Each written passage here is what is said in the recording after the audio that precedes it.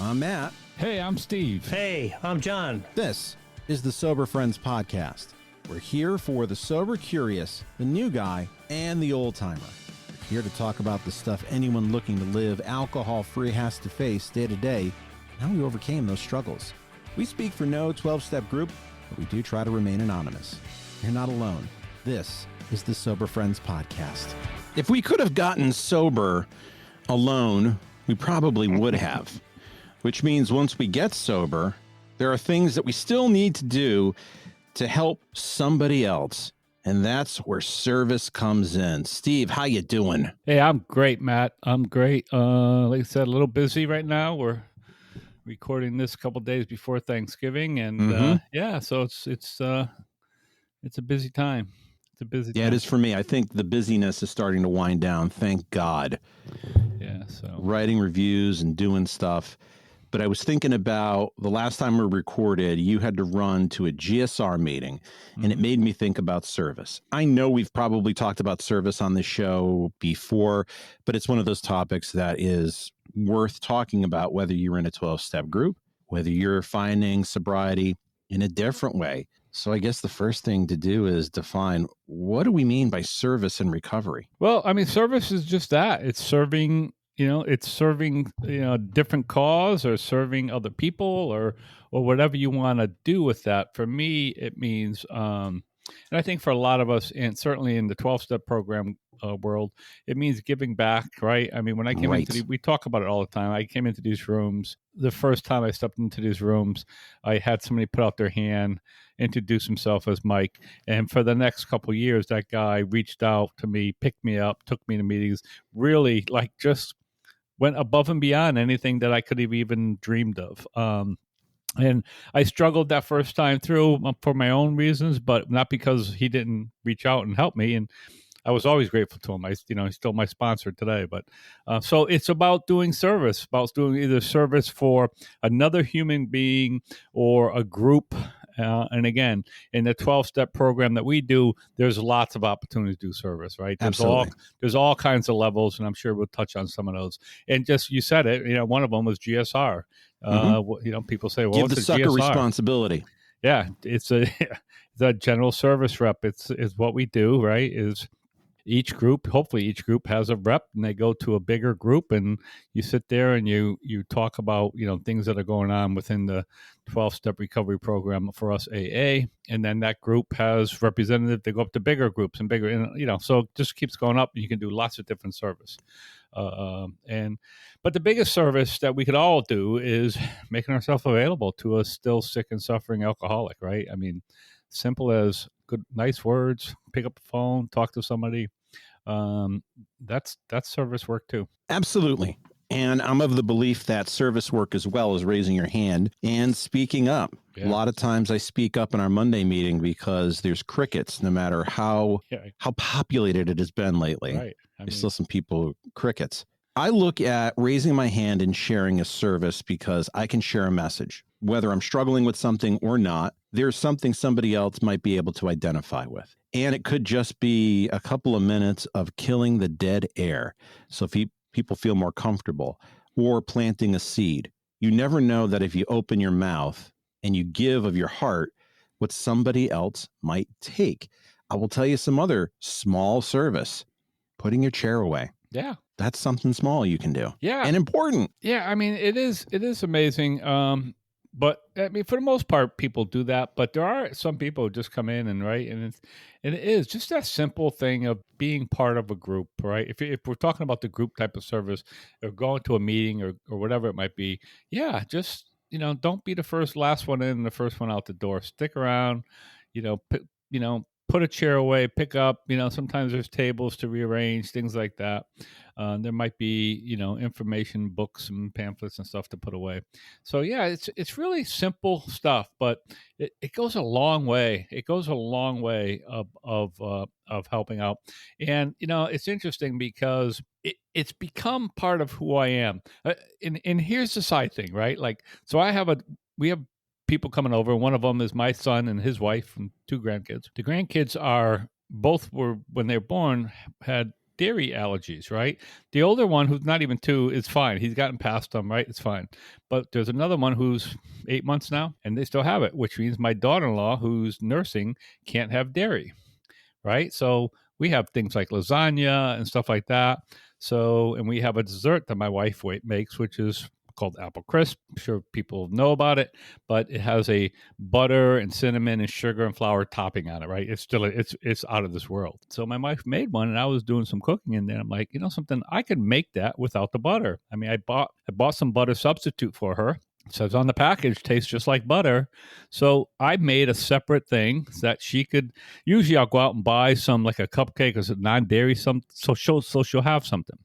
But after cleaning up the whole kitchen, it hit me. I'm like, oh no! So I whipped out everything again, made up this whole batch. I try to be service to people and helpful and thoughtful of people, regardless of the situation. So that's just part of who it is. I'm sure if you listen to this podcast, you've heard me say that my goal in life for whatever time I have left on this earth is to be useful to other human beings, and I do that, right? And with that comes service. This is a separate topic, but it's something that is underneath the surface that's bothering me, and this could be a topic for another podcast.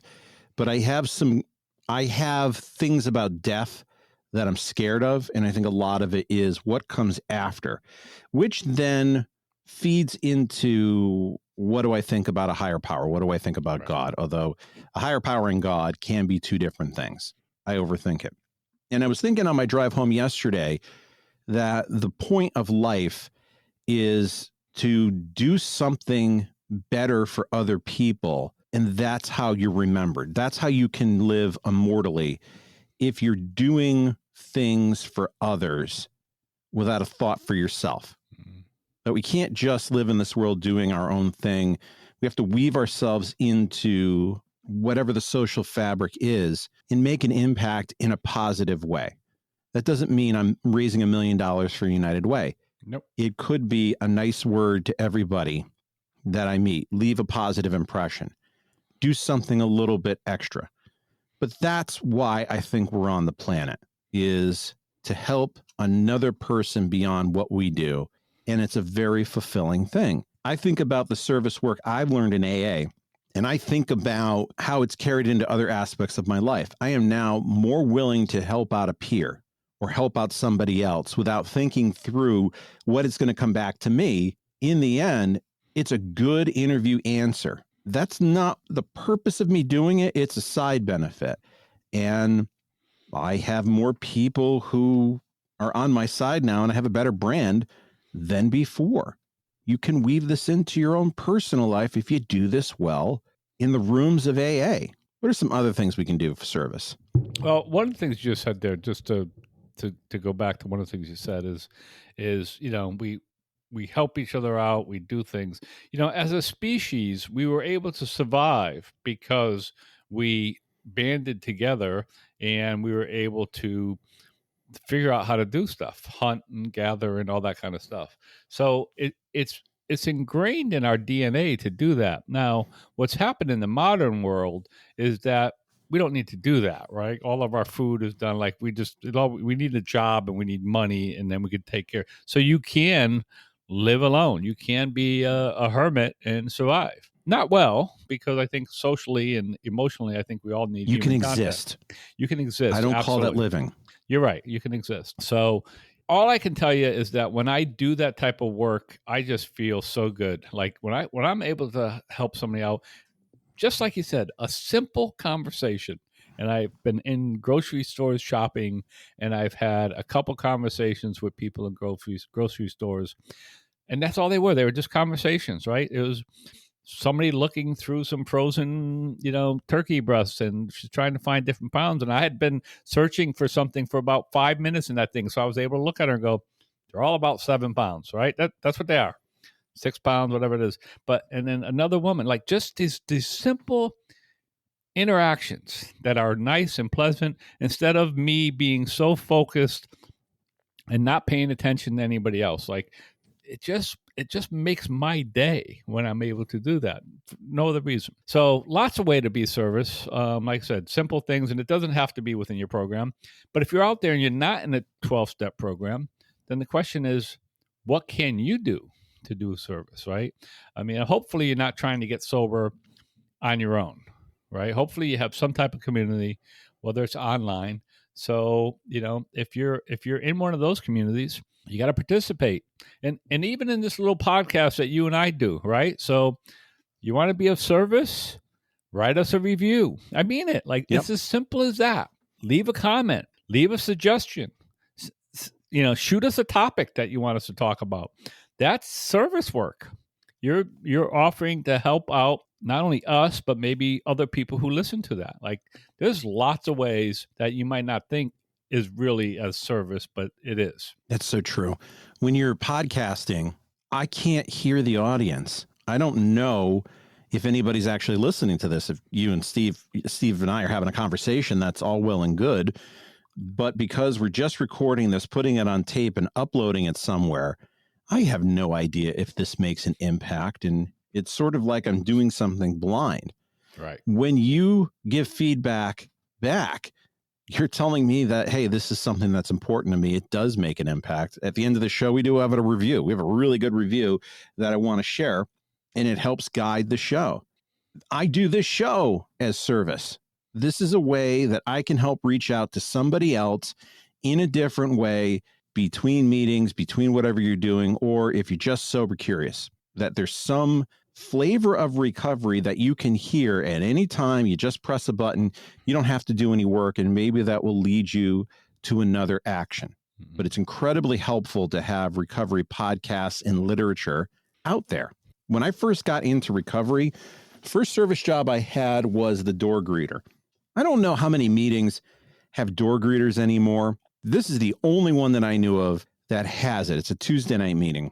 And they took their service work pretty seriously, that you had to sign into the book and you had to have a certain amount of sobriety and you had to be a member of the group for a certain amount of time, which means that at that level, you had certain opportunities open for you. Like coffee was at a certain amount of months, chairing the meeting at a certain amount of months, being an officer of the meeting a certain amount. But right away, you got a month in, I can be the door greeter. And the reason I picked that is our friend Jim mentioned at the Friday night meeting once that he was shy and he became a door greeter to get to know people. And I'm like, I'm introverted, I'm shy, I am afraid of everyone. And if I can do a month as a door greeter, I'm going to meet a lot of people. Everybody goes to that meeting, what turned out to be a five-week commitment that was very, very long, very hot. Third floor of like 100-degree month. Everybody came through and gave me a hug of this very large meeting. And I got to meet people very quickly.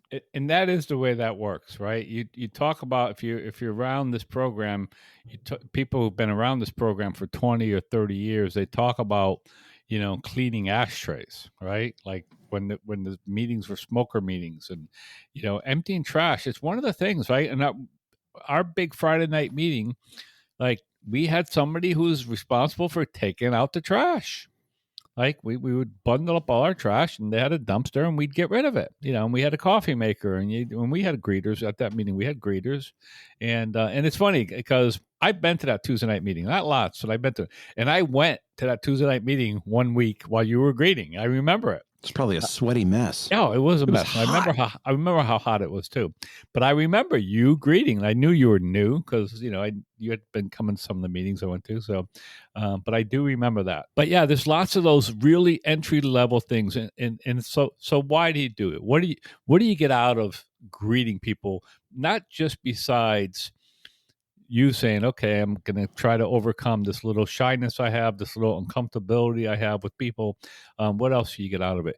Well, you get, number one, you get to meet a lot of people, right? You walk into a room, especially some of these meetings were big, 30, 40 people maybe.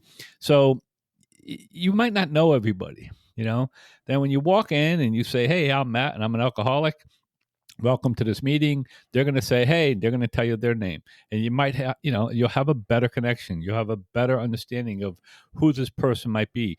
Maybe you have a conversation. I just know that if I walk into a door greeter, mostly I'm going to have a little conversation with that person, especially if I don't know them, right? Especially if I don't know them. just to say, hey, how you doing? It's just, it's just one of those little, it's a little building block of trying to get you comfortable in this group of people. Because we talk about it. Most of us, not all of us, most of us are some type of loner when we've walked into this room. We did a lot of drinking.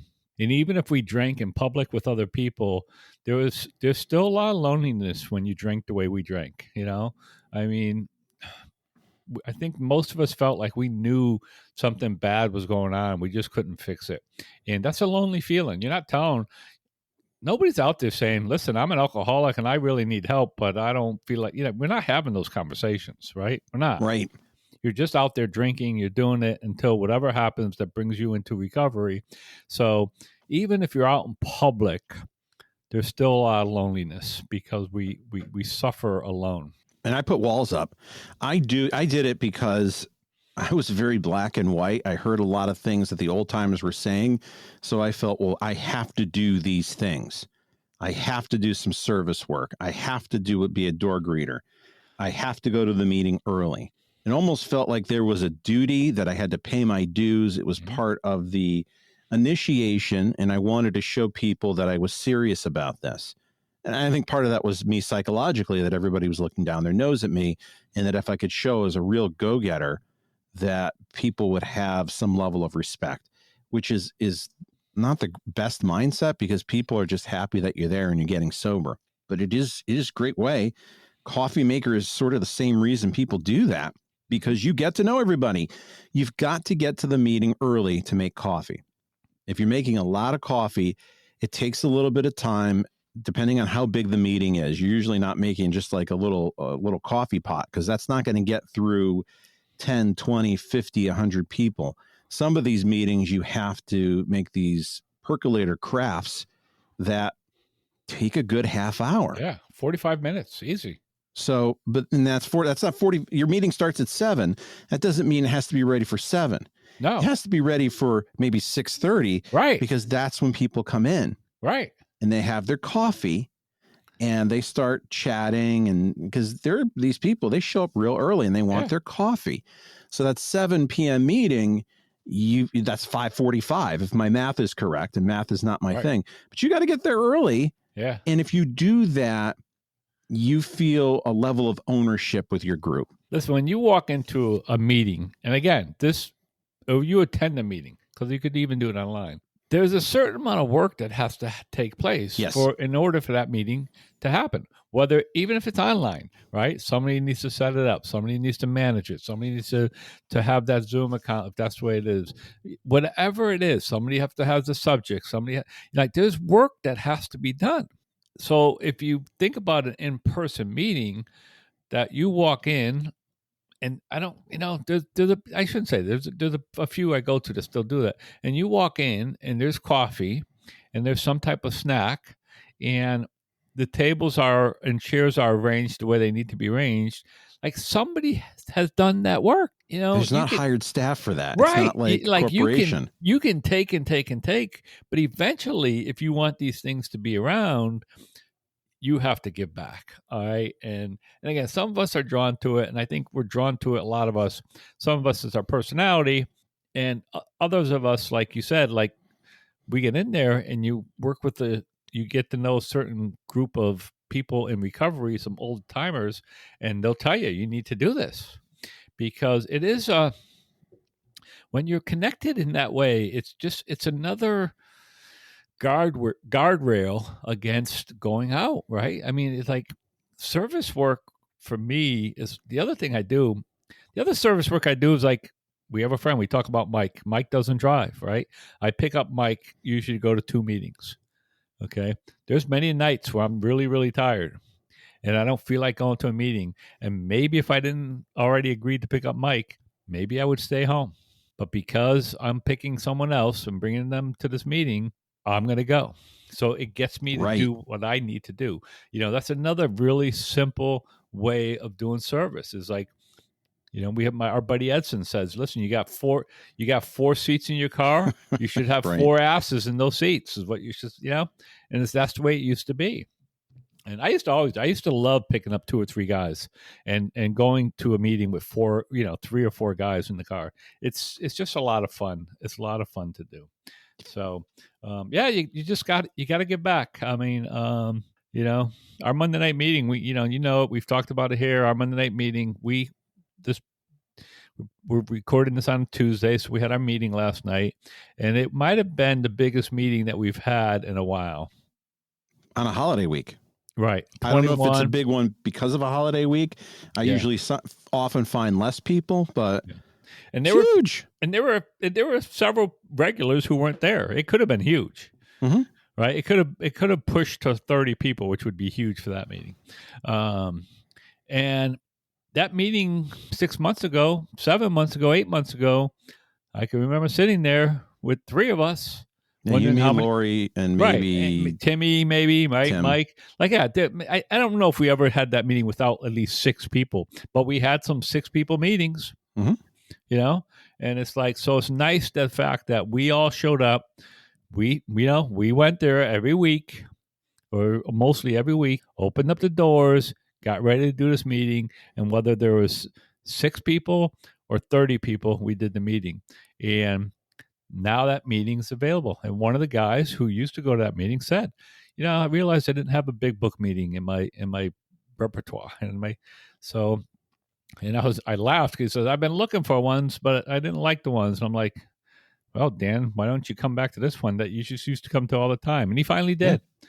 And the fact that we're there, we're making sure this meeting goes on, is a way to give back to this program. I saw MJ last night, who I like to see because she's a woman about town who has been on town council, and I like to talk about the local politics and stuff. And she was surprised I remembered her. Of course I remember her. We had a nice conversation, and it seemed like just that level of engagement and actual joy of, I haven't seen you in a while. I just want to hear what's going on. I got some questions for you. That she seemed really happy. Like, wow, I'm actually valued here. It's really nice when you walk into a place. I can remember, and MJ's been around for a while, but I can remember walking into a place and having some old timer call me by my name and go, oh, this person knows me. Like, exactly, making me feel like I have value, right? When at a time when I didn't feel like I had any value. I mean, that's the whole point, right? I came in here, I felt like I was the, just horrible person, just the scum of the earth type of person. And to have somebody pay some attention to me, to have somebody, talk to me, to have somebody just let me know that things will get better, give me some, like, it's so powerful. I mean, I can't even explain it. If you haven't been through it, I can't explain it. It's very, very powerful. So now we get to like the top level when we go to these district meetings, area meetings. I did district service, I think pretty much the first 8 years of my sobriety.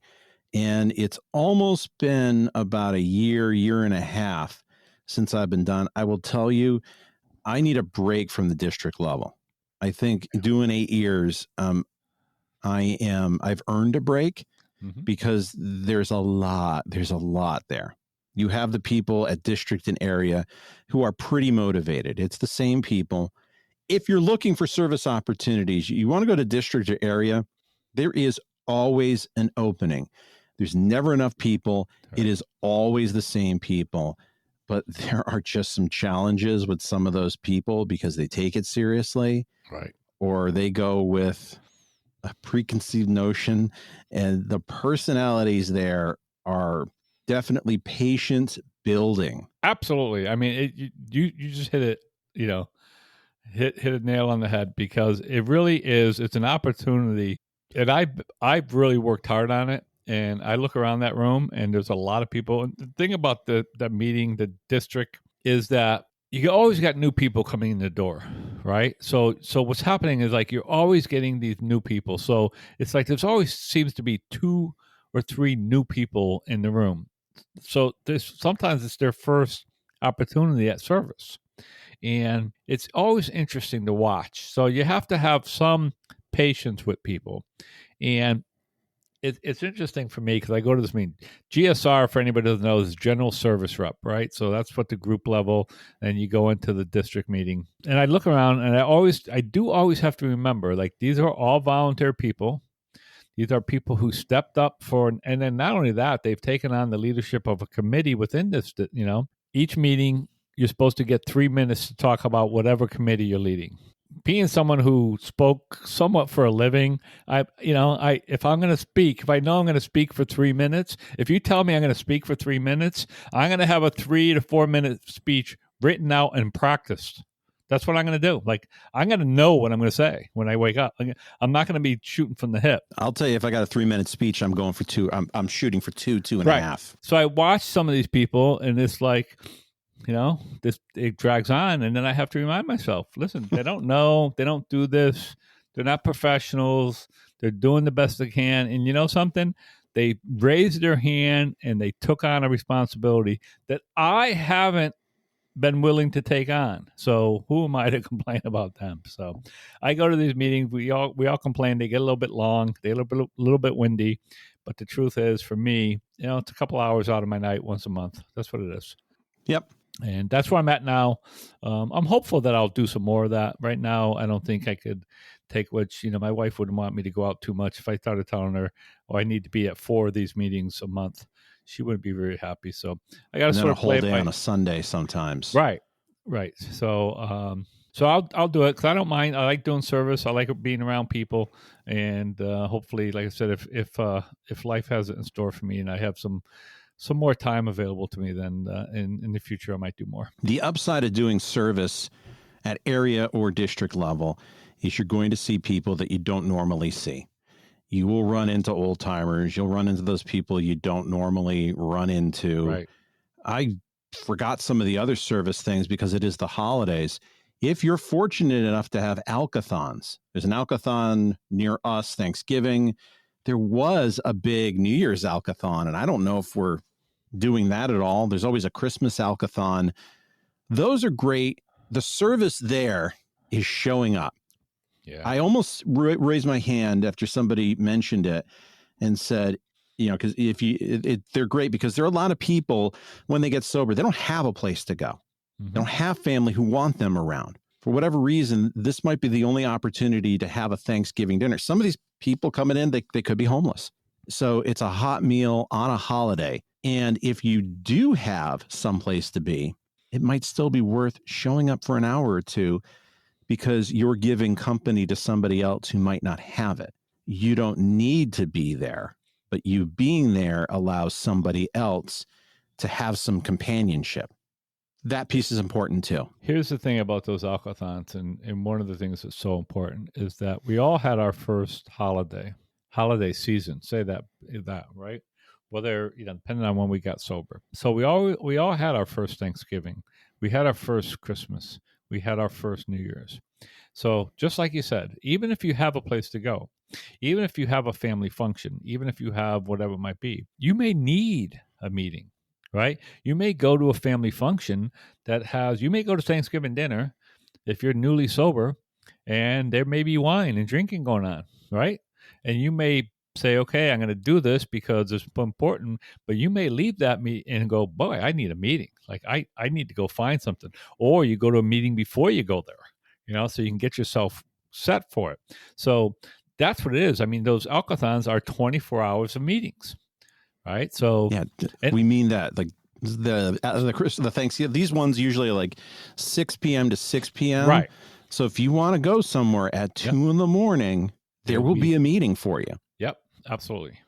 And our Friday night meeting always takes a late one at the Christmas. We used to do it both Christmas and New Year's. And we have the midnight commitment to do a meeting from 12. So it'll be Christmas morning from 12, then they stop at 12:50, 50-minute meeting. So, we took it on as a commitment, as a service commitment for our group, and we'll get 8 or 10 guys who will show up at that meeting on Christmas night and do that meeting. And I've been there, and I've been at these alkathons, especially the New Year's one at 3:00 in the morning because I don't have anything going on. So if I'm awake, I would go. And it's amazing who comes in there, and people who are newly sober Mm-hmm. gives them a place to go and just talk to another alcoholic, and that's it. That's your service work. Just sitting there talking to another alcoholic that night is your service work. And some of these more complex ones, like New Year's Alcathon, used to be like this, where there was a kitchen. There's plenty of opportunities to go in there and Right. cook and make coffee, repeatedly make coffee, because that is going very quickly, and setting up the table, making sure things are cleaned up. There are actual physical things you can do at an Alcathon to help somebody, but putting your butt in a seat is a really important one. Yeah. I stopped going to the New Year's Alcathon because legit, I'm terrified of driving on New Year's Eve. Yeah. It starts at like 4 p.m. and you're out, and people are driving like amateurs out there. Yeah. I don't know if this is a realistic fear, but I just feel like there are people out there.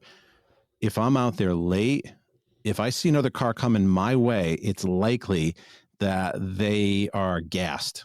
I don't want to be around them, and I'd rather be hunkered down here. Yeah, it is a scary time, and even any night out now. One of the things I do, like on those things, this around the holidays, is I literally try to take as many back roads and city roads as I can.